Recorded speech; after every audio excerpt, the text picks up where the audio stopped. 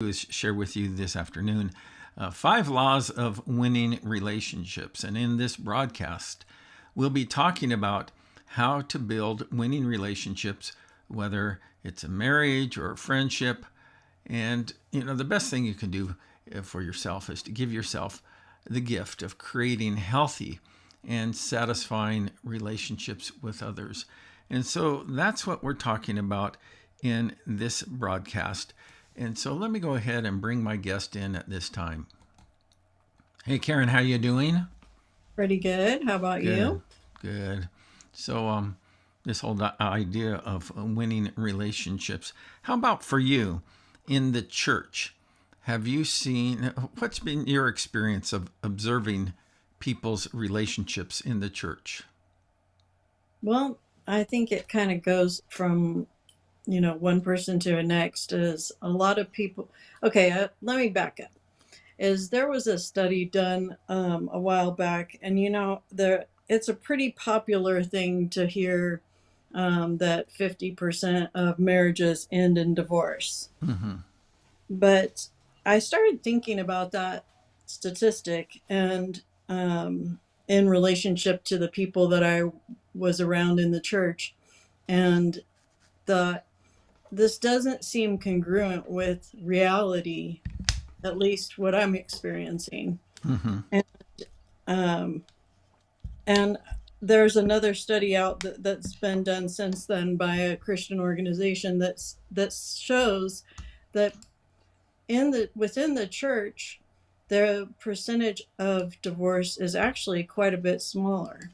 Mm-hmm. And I think that that's significant because when people are committed to Christ, they are committed to certain values that make relationships work. Yeah. Well, and I understand what you're saying, and I agree. But at the same token, it's been my experience as a pastor of how that so many Christian marriages end in divorce or end up Hmm. failing. Sure. And how about for you? Have you ever given much thought about why, other than let's say a commitment to Christ, Hmm. um, why, what makes for a successful relationship? Sure. So, I mean, I think you have to be committed to one another and kind of make an effort that divorce isn't going to be an option. And then, uh, You know, in that, addition, let me just interrupt there for a moment. That's exactly what Janice and I committed to mhm, early on in our marriage, is that divorce would not be an option. Go ahead. yeah. So then you need to figure out, okay, then how are we going to solve our problems? Mm-hmm. That might include couples therapy or, seminars or whatever it is that you both make an effort then to participate in. Yeah. Well, I've been giving this matter a lot of thought. I've been Hmm. a pastor since 1976, Hmm. and and Janice and I will have been married coming up on 50 years this year, if the Lord grants us that grace of Yeah. making it to that time. And so we're both in relatively good health, but you never know what can happen. So, but I've given it some thought about how I would Mhm. answer somebody who would say that what's the secret to longevity in marriage? And for me, when it comes to this idea of what's the secret to longevity in marriage, I think I would sum it up with one statement, and it may not necessarily be a a you know a cool statement or a glorious statement, but the what I've discovered is the secret to longevity in marriage is learning how to manage disappointments well. Because in every relationship that we are going to experience disappointments, Mhm. no matter who you're married to, how wonderful that person might be, is that we're all going to experience disappointments. And so it's learning how to manage those disappointments well that I believe is the secret to really sustaining a relationship long term. I have some slides here I wanted to share with you, and I've decided I'm just going to break down this my findings from counseling couples over the years, and I'm going to do it in bite-sized doses because we could go for a long time in talking about this, but I just want to do this in bite-sized doses. So I have a presentation here in just a moment that I wanted to share with you, but I wanted to talk about the findings that I've discovered over many years of ministry of I guess the masters and the disasters when it comes to relationships. And certainly one of the key ideas is learning how to manage disappointments well, but there's a lot more to that. And let's just go ahead and we'll take a look at this presentation here. And so it's the 5 laws of winning relationships. And really, winning relationships are the fruit of healthy relational habits. And there are proven skills that have surfaced over the years that I've observed that really go into helping couples to have a winning relationship. And here are those 5. Number 1 is to adopt the right goal, and we'll unpack these later on.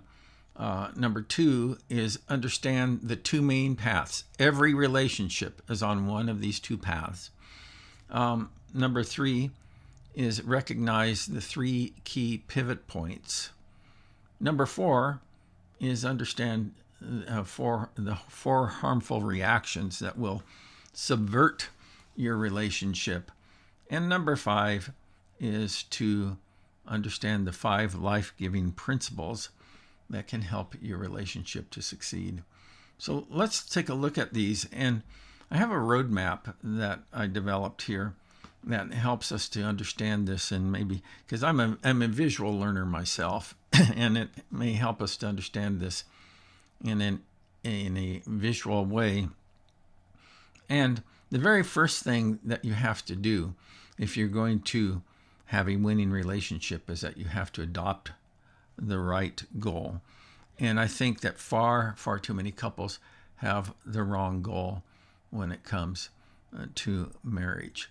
So, Karen, let me ask you, what do you think is the goal that most couples have when it comes to marriage or even, friendships? What's the goal that couples have or people have when they're establishing relationships? Probably a lot of it's based around happiness.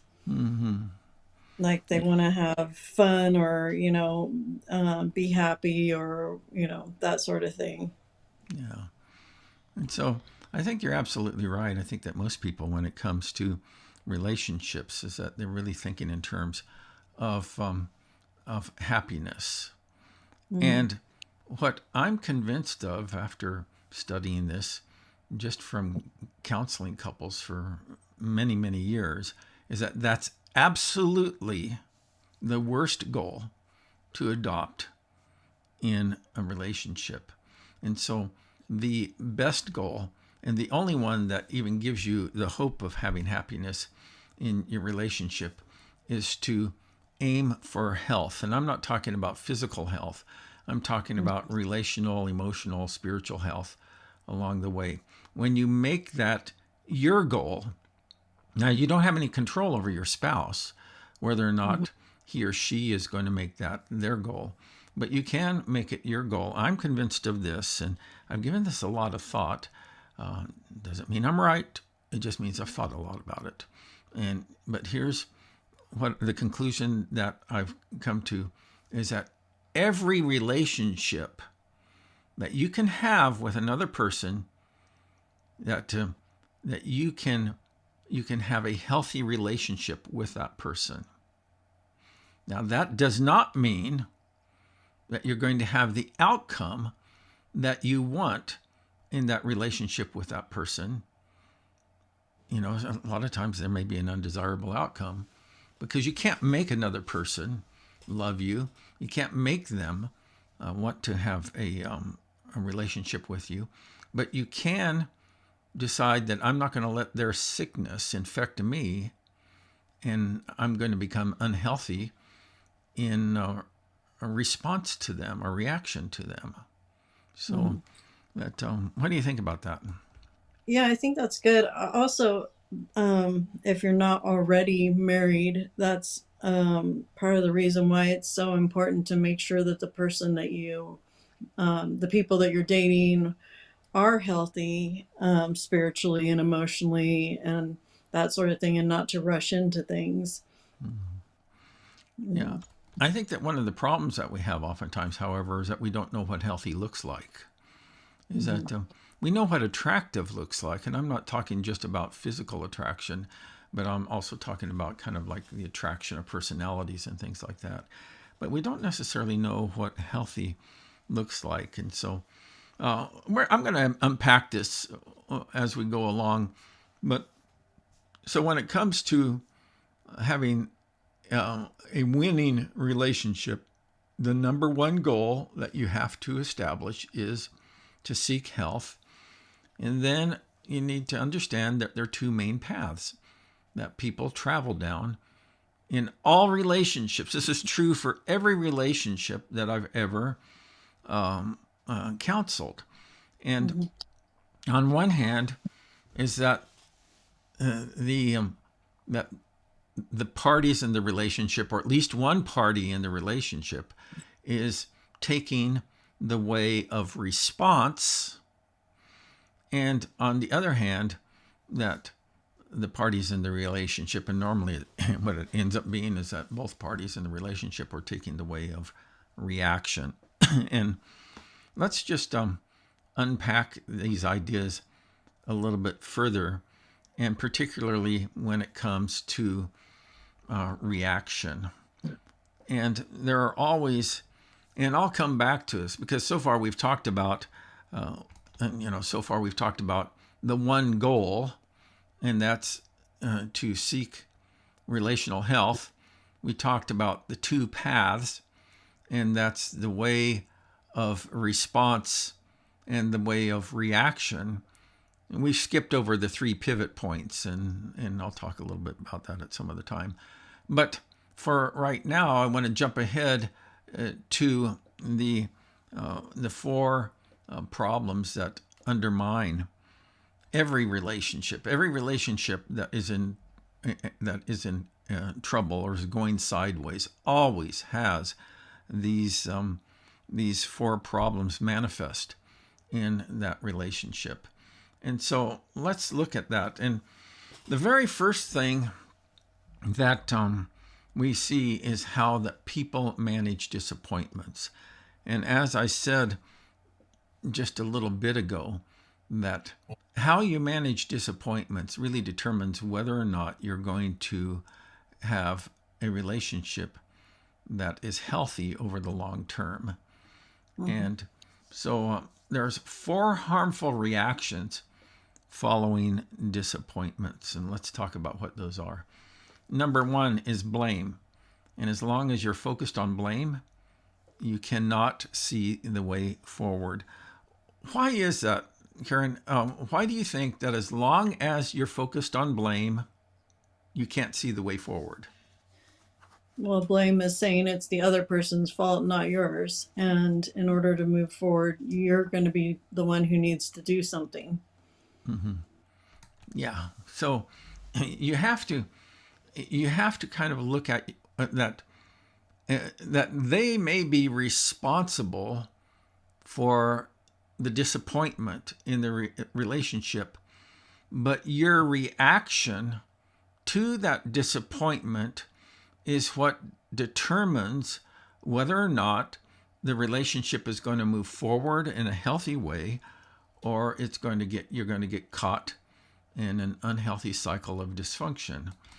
And so that and we'll come back to blame and talk a little bit more about each one of these in more depth.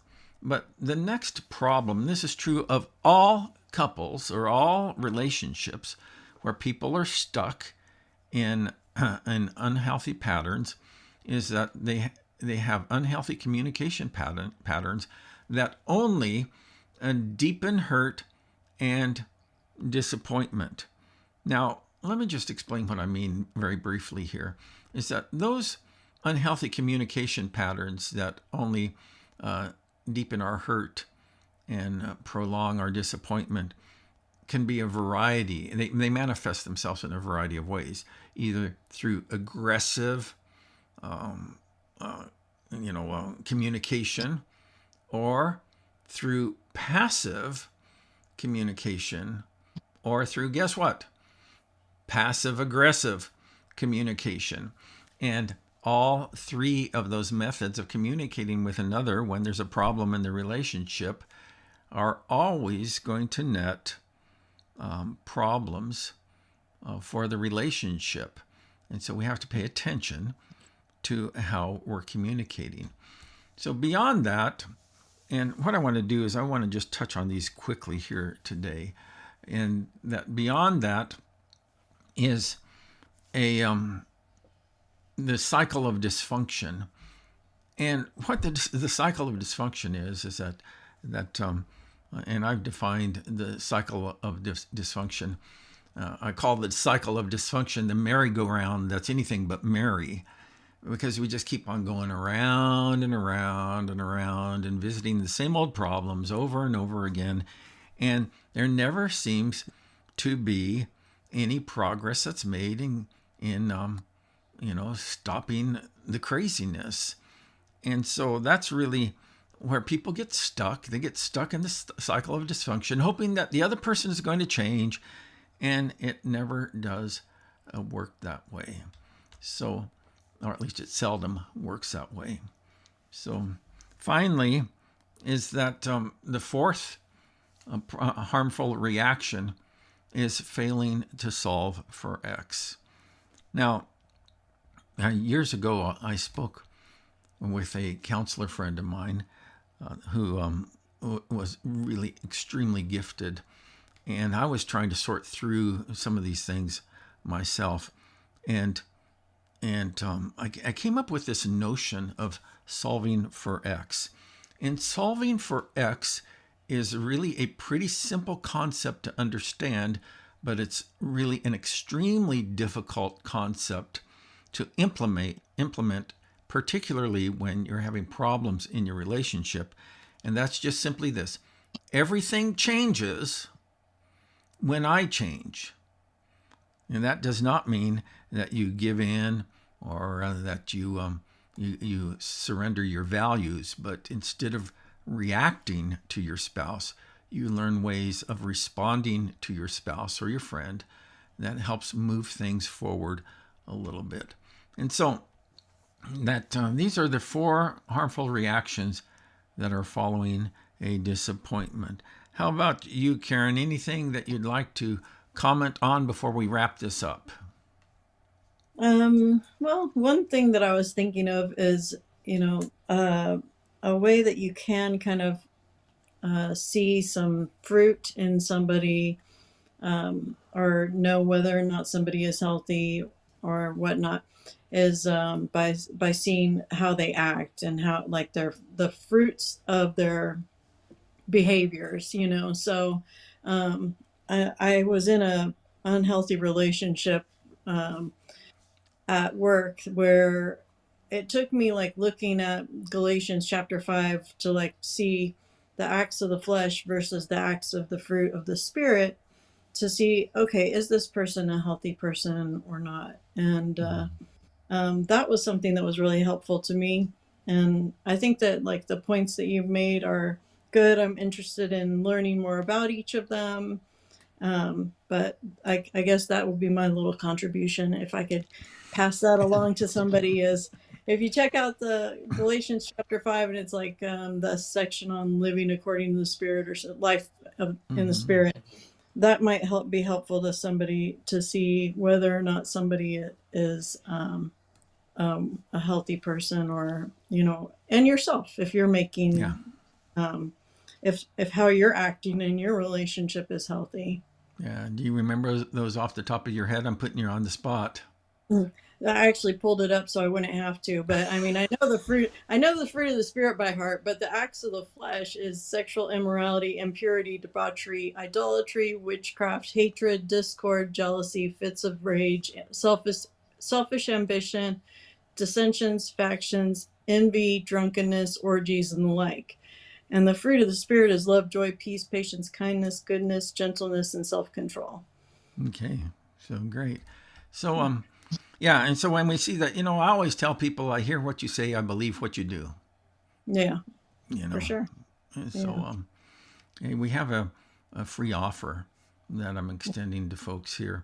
And because I really believe in helping people, as many people as I can, Yeah. to learn how to have healthy relationships.